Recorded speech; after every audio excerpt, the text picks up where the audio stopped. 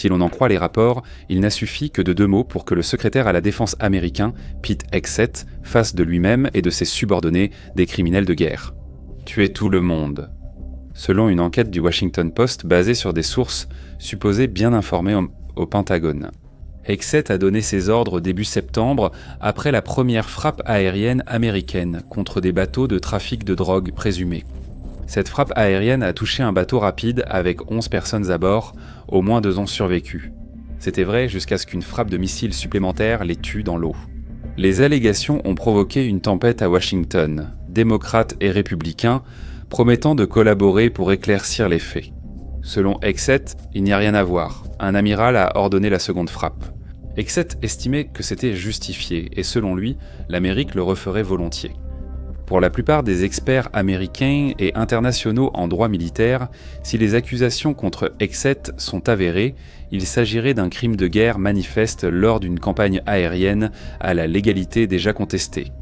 Au pire, les accusations pourraient mettre fin à la carrière de l'un des hommes les plus puissants du Pentagone. Elles briseront ce qui reste de la confiance mondiale envers les États-Unis.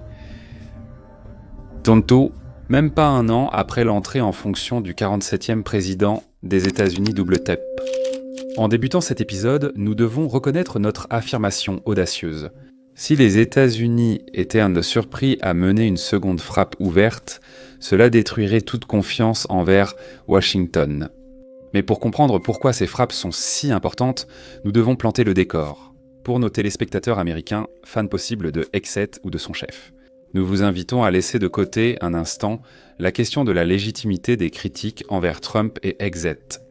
Justifiées ou non, ces critiques visent déjà l'administration Trump moins d'1 an après le début de son mandat. Dans le monde, avant ces récentes révélations sur les opérations américaines dans les Caraïbes, la confiance envers les États-Unis était déjà ébranlée chez plusieurs alliés proches de Washington. Le Royaume-Uni, longtemps considéré comme le plus proche allié des États-Unis dans le monde, ne partage plus de renseignements avec les États-Unis qui pourraient y faciliter ce type de frappe. Les pays de l'OTAN ont souvent été choqués par les reculs de Donald Trump sur l'aide à l'Ukraine. Ses ouvertures manifestes envers Vladimir Poutine et plus récemment son choix explicite d'exclure l'Europe de la série actuelle de négociations de paix. Le Japon, l'Australie et la Corée du Sud ont perdu la confiance de leur population envers Washington. Et des alliés de longue date des États-Unis en Amérique latine, comme la nation de Colombie, s'opposent désormais ouvertement aux décisions prises à la Maison-Blanche. Depuis le début de la campagne de pression de Washington contre le Venezuela, cette confiance s'est érodée de plus en plus vite. Selon les États-Unis, leurs opérations dans les Caraïbes visent actuellement à cibler les narcotrafiquants qui utilisent de petits bateaux à moteur pour transporter des drogues addictives, et souvent mortelles, vers le sol américain. En même temps, les États-Unis ont constamment refusé de partager la moindre preuve. Il faudrait prouver que les bateaux ciblés ou les personnes tuées à bord sont vraiment des narcotrafiquants. Dans les rares cas où des survivants sont revenus en Amérique latine, il n'y avait pas assez de preuves pour les inculper de crimes liés au narcotrafic.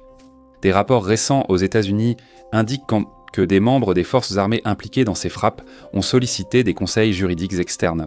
Ils essaient de déterminer s'ils commettraient d'impunément des crimes en suivant les ordres qui leur sont donnés. Ces dernières semaines, plusieurs démocrates, notamment le sénateur Mark Kelly, ont été critiqués par la Maison-Blanche. Après avoir publié une vidéo déclarant aux soldats américains « Nos lois sont claires, vous pouvez refuser des ordres illégaux. L'administration Trump a menacé de rappeler Mark Kelly, aviateur naval retraité, pour le traduire en cour martiale. La plupart des experts juridiques estiment qu'il serait difficile de poursuivre Mark Kelly pour ses propos et qu'il n'a enfreint aucune loi. Nous expliquons tout ce contexte, parce que lorsque le Washington Post a publié son rapport, le 28 novembre, c'était comme verser un baril d'essence sur un feu de joie déjà enflammé. Selon le rapport, le 2 septembre, les États-Unis ont mené leur première frappe aérienne contre un bateau suspecté de trafic de drogue dans les Caraïbes. Lorsque la première frappe aérienne l'a touché, ce bateau transportait 11 personnes, un nombre que les experts de l'époque ont souligné comme inhabituel pour un bateau de trafiquants de drogue, où l'accent, de manière assez prévisible, est mis sur le transport de drogue, mais qui correspond en réalité davantage à un bateau rempli de migrants. Encore une fois, les États-Unis n'ont pas apporté de preuves concluantes que ces 11 personnes étaient un des narcotrafiquants, mais affirment, selon leurs évaluations internes, qu'elles faisaient partie du gang. Tranda Aragua, d'après le Washington Post. Une fois que le bateau a été touché la première fois, le renseignement militaire a pu établir qu'au moins 2 personnes avaient survécu à la frappe et s'accrochaient à l'épave de leur bateau. À ce moment-là, selon le rapport, Exet a donné l'ordre verbal aux responsables militaires « Tumiront, frontikeret, praecontulis. La deuxième frappe, sans ordonnée par Exet, a été menée par la célèbre Sea, Air and Land Team 6, l'unité qui a tué Oussama Ben Laden. Nous allons aborder les versions opposées de Exet et de la Maison-Blanche sur les faits ainsi que les conséquences du rapport. Mais avant cela, nous devons être très clairs. Si la version du Washington Post est exacte, Exet et ses subordonnés seraient presque sûrement jugés coupables de crimes de guerre. Plus précisément, ils ont effectué ce qu'on appelle une double frappe, dans laquelle une première action militaire rend tous les combattants ennemis incapables de représenter un quelconque risque pour leur adversaire. Mais une seconde action de suivi ôte la vie aux combattants ennemis qui ont survécu, malgré l'absence de toute menace restante. Ce ne sont pas des spéculations de notre part à Warfront, mais le jugement d'anciens avocats militaires américains. Une unité des forces armées américaines purgée au début du mandat Trump. Selon une citation d'un groupe de travail éminent, l'ancien groupe de travail des juges avocats généraux considère à l'unanimité que le fait de donner et d'exécuter ces ordres, si cela est avéré, constitue des crimes de guerre, des meurtres, ou les deux. Fin de citation. Selon eux, si les États-Unis participent à un conflit armé non international, comme ils l'affirment, tuer les survivants d'une frappe précédente est illégal selon le droit international. Si les États-Unis ne sont pas engagés dans un conflit armé, alors il s'agit tout simplement de meurtre en utilisant les moyens de force létale dont dispose l'armée américaine. Je répète, comme les ordres de tuer les survivants d'une attaque en mer sont manifestement illégaux, quiconque les donne ou les exécute peut et doit être poursuivi pour crime de guerre ou meurtre. Fin de citation. Vu l'indignation nationale et internationale suscitée par ces actes présumés, vous pourriez légitimement vous interroger sur leur qualification de crime de guerre. En partant du principe de Washington que c'était le de dangereux narcotrafiquants visés par les frappes. Les États-Unis ne faisaient que finir le travail, mais selon les lois internationales actuelles, cela ne fonctionne pas ainsi. Selon la Convention de Genève, la Convention de la Haye et d'autres traités internationaux, il est strictement interdit de cibler ceux qui ont été mis hors de combat par des blessures ou une incapacité, ou de déclarer un état de non-quarter, ce qui signifie qu'aucune pitié ne sera accordée à un adversaire qui a été vaincu. Est-ce que ces lois internationales de la guerre sont toujours respectées ? Non, absolument pas. Permettez-moi de prendre l'exemple de l'Ukraine, du Soudan, du Congo, du Myanmar ou d'autres zones de conflit mondial. Mais respecter ces lois, même lorsque d'autres puissances belligérantes ne le font pas, a été au cœur de la doctrine de guerre des États-Unis et de leurs alliés depuis de nombreuses décennies. La raison n'est pas simplement bienveillante non plus. Au contraire, l'espoir est que si vous ne menez pas ce genre d'attaque contre vos adversaires, alors les adversaires ne mèneront pas ce genre d'attaque contre vous. Ce n'est pas non plus une situation où, par exemple, un groupe d'insurgés armés aurait été frappé par une frappe aérienne, mais où quelques personnes auraient survécu et tenté de s'enfuir pour se cacher. Si les allégations contre Washington sont vraies, les personnes visées étaient totalement exposées, incapables de se défendre ou de nuire aux États-Unis. D'après ces lois internationales, ils auraient été faits prisonniers de guerre. Avant de poursuivre, faisons une pause et une transition. Ce genre de transition que vous ne trouverez qu'ici sur Warfront, passant d'allégations de crimes de guerre internationalement condamnés à nos produits de sévices dérivés. Aimez-vous en apprendre plus sur les conflits mondiaux et les bourbiers géopolitiques ? Aimez-vous soutenir le travail de notre équipe Warfront ? Aimez-vous quand les gens vous regardent et se disent « Maintenant, ils en savent un peu plus sur ce qui se passe dans le monde ?» Et si vous avez répondu oui à l'une de ces questions, alors nous avons exactement ce qu'il vous faut. Peut-être que vous préférez un t-shirt, un sweatshirt ou un carnet. Souhaitez-vous afficher votre allégeance au département des fronts de guerre ? Oui, aujourd'hui, on frôle la limite. Ou peut-être que quelques autocollants pourraient vous aider à remonter le moral sur le front intérieur. Peut-être aimeriez-vous nous dire, avec votre argent autant qu'avec vos commentaires, que vous voulez voir ces fichus fronts de guerre. Nous avons exactement ce que vous cherchez. Rendez-vous sur storefront.esco, c'est storefront.esco, ou visitez la section boutique sur cette même chaîne YouTube. Chaque achat nous aide à continuer et à créer plus de contenu similaire. Pendant que vous vous pavanez en ville comme le grand passionné de géopolitique que vous êtes, encore une fois, c'est storefront.esco ou la page boutique ici sur Warfront. Et maintenant, retour à l'action. Les retombées. C'est à ce moment de la journée de l'histoire que nous aimerions vous offrir ce qui sera sans doute la révélation la moins surprenante de tout cet épisode. Pete Hegseth, Donald Trump et la Maison-Blanche contestent l'accusation de crime de guerre. il serait négligent de ne pas le mentionner. Bien qu'il affirme n'avoir rien fait de mal, les premiers démentis de Hegseth diffèrent de ce que lui et l'administration Trump déclarent aujourd'hui. Immédiatement après la publication de l'histoire, Hegseth s'en est pris violemment au Washington Post, l'accusant de publier, je cite, de fausses informations, diffusant encore plus de reportages fabriqués, incendiaires et diffamatoires pour discréditer nos incroyables guerriers qui se battent pour protéger notre patrie. Comme nous l'avons dit depuis le début et dans chaque déclaration, ces frappes hautement efficaces sont spécifiquement destinées à être des frappes cinétiques létales.